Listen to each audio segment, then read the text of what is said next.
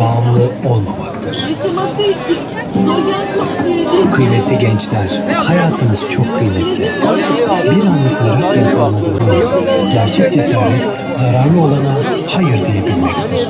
Kendinizlere hayır diyerek hem dünyanızı hem ahiretinizi koruyun. Seni en güzel şekilde yarattı. Kendine zarar verecek şeylerden yolla geçici süreliğine uyuşturmayın.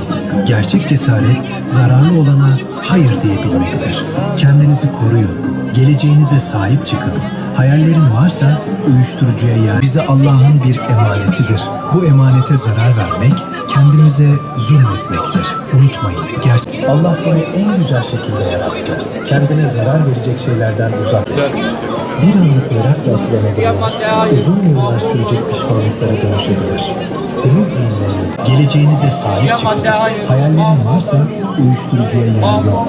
Bağımlı olma, hür ol, iradeni koru. Bağımlı olma, hür ol, maddeye uyuşturucuya hayır. Hem ahiretinizi koruyun. Uyuşturucu bir çıkış değil, bir çıkmazdır. Rabbin yarattı. Kendine zarar verecek şeylerden uzak dur. Gerçek özgürlük bağımlı olmamaktır. Bağımlı olma. Zarar vermek, kendimize zulmetmektir. Unutmayın, gerçek güç nefsin. Bankalar Başkanlığımızın her sene madde bağımlılığına dikkat çekme adına farkındalık çalışmaları yapıyor.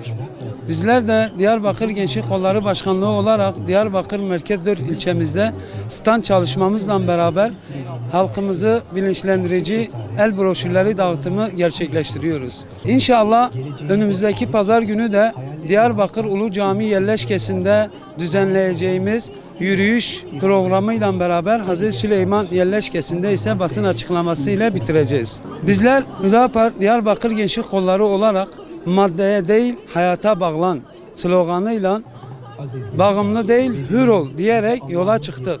Dün Bağlar İlçe Başkanlığımızın Bağlar 4 yolda stand çalışması, bugün ise Ulu Cami yerleşkesinde Ceylan AVM önünde ve ofis bölgesinde stand çalışmalarımızı sürdürüyoruz. Zarar vermek, kendimize zulmetmektir.